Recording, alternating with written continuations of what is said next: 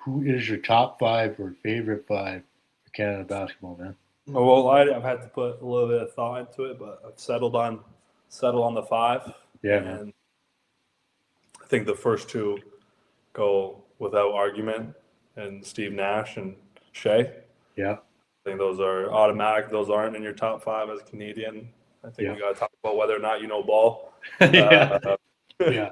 Well said. Yeah, Shay's current stature speaks for itself, and if you're not familiar with what Nash had done for the country and for the game of basketball as a whole, I think you need to get educated. yeah, And then the next three, each of which, actually the third, we kind of just mentioned him, and this is another guy who I would put on the list in terms of someone who I watch, and that's Kelly.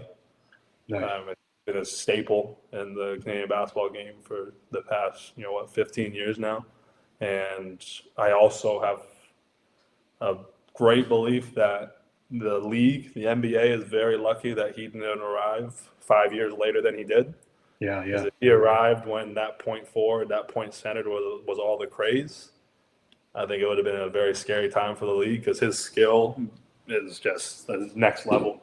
It's you hear guys talk about it, but when you see it in person, it's even more amazing and impressive.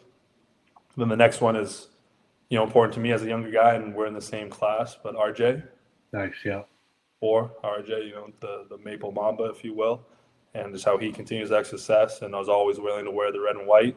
And the last one's important to me as he's had an impact on my professional career, but also my career with Canada basketball, and that's Michael Meeks.